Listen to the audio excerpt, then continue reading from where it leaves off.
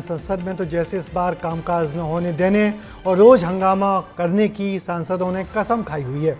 अब तक विपक्षी सांसद रोज संसद परिसर में नए नए तरीके से प्रदर्शन करते थे, मगर आज तो गजब ही नज़ारा सामने आया। सत्ता पक्ष जब राहुल गांधी के खिलाफ प्रदर्शन पर उतरा तो उसके सामने विपक्षी सांसद आ गए और आपस में ही गुत्थम गुत्था हो गए। पक्ष और विपक्ष के सांसद एक खेमे में दिखे, किसी तरह इस बिगड़े हालात को संभाला गया। मगर जैसा कि लग रहा था कि आज गृह मंत्री अमित शाह सदन में आएंगे, मगर आज भी वो सदन में अपना वक्तव्य देने नहीं आए और लगातार 17वें दिन भी संसद आखिर नहीं चली। संसद परिसर में आज के दिलचस्प नज़ारे पर ये रिपोर्ट देखिए। बीजेपी का हल्ला बोल, कांग्रेस ने पूछे सवाल, सपा ने मांगे जवाब। मॉनसून सत्र के 17वें दिन की शुरुआत झमाझम बारिश और बारिश के बीच गरजते सियासी नारों से हुई। सदन शुरू होने से पहले परिसर में सांसदों के साथ तख्तियों और सवालों की एंट्री हुई। बीजेपी ने निशाना साधा राहुल गांधी पर, सवाल उठाए झारखंड में अभ्यर्थियों पर हुए अत्याचार पर और राहुल गांधी के लापता होने के नारे लगाए। इधर कांग्रेस ने अमित शाह के जवाब देने की मांग की। दोनों ही पक्षों ने एक दूसरे को लेकर खूब नारेबाजी की। भाजपा के सांसद राहुल गांधी के खिलाफ नारे लगा रहे थे, तभी पवन खेड़ा भाजपाइयों के बीच घुस गए और जमकर नारेबाजी की। देखते ही देखते दोनों पक्ष आमने सामने आ गए।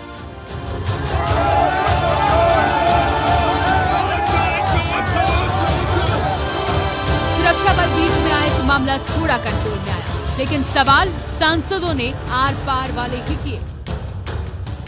जब गृह मंत्री जवाब देने के लिए सदन में तैयार हैं, फिर आज ये राहुल गांधी या विपक्ष इस सदन को नहीं चलने दे रहा है, हंगामा कर रहा है। जब सदन एक दिन का बचा है तब आप आ रहे हैं स्टेटमेंट देने के लिए, इसका मतलब आपने पूरे विपक्ष का मजाक उड़ाया। पहले तो नीट के प्रोटेस्ट पर एक डिस्कशन चाहिए, लेकिन अब जब डिस्कशन मिल रही है तो राहुल गांधी भगौड़े बने हुए हैं। बारिश के बीच संसद परिसर के आसपास 3 अलग अलग मुद्दों को लेकर प्रदर्शन हुए। बीजेपी और कांग्रेस के अलावा समाजवादी पार्टी भी आज मुखर थी। उन्होंने राम मंदिर के चढ़ावे से जुड़े आरोपों को लेकर प्रदर्शन किया।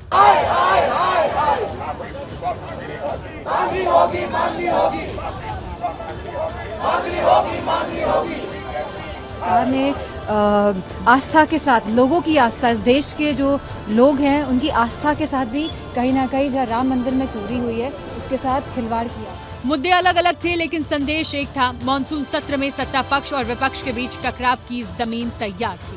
संसद के बाहर जितना प्रदर्शन हुआ उतना ही अंदर भी हुआ। लोकसभा की कार्रवाई 11 बजे शुरू हुई और ठीक 11:04 पर स्थगित हो गई।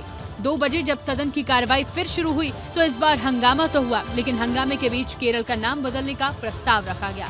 केवल 3 मिनट में ही बिना चर्चा के केरल के नाम को केरलम रखने वाला बिल पारित कर दिया गया।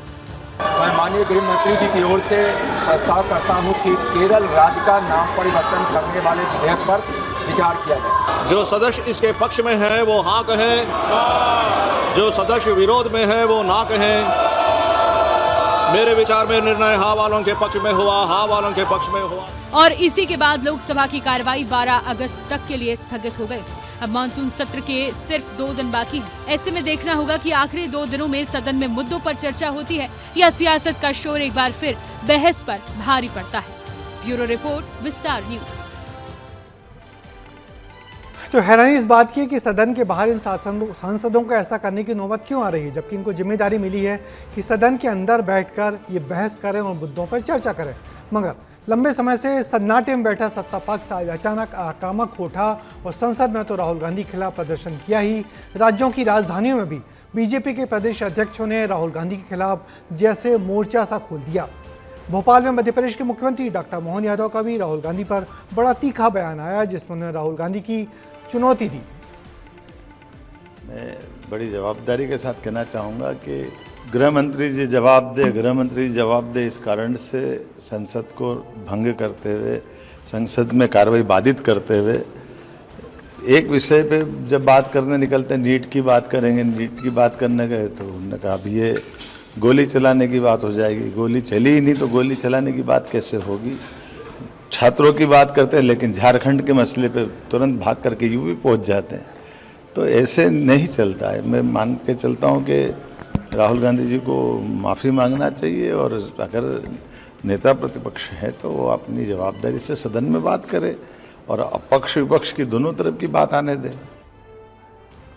तो मुख्यमंत्री के अलावा बीजेपी के प्रदेश अध्यक्ष हेमंत खंडेलवाल ने भी पत्रकार वार्ता की और इसी तरीके से राहुल गांधी के खिलाफ अपनी बात रखी। जब पीयूष गोयल और किरण रिजिजू के द्वारा कहा गया कि सरकार पेपर लीक के मामले में सदन में चर्चा करने को तैयार है और भारत के गृह मंत्री अमित शाह जवाब देने को तैयार हैं, तब भी राहुल गांधी सदन का सामना न करने के लिए लोकतंत्र की वो इमारत जिसका लोकतंत्र का विश्वास जिस सदन में है उसके विश्वास को खंड खंड करने के लिए लगातार वे सदन की कार्रवाई नहीं चलने दे रहे।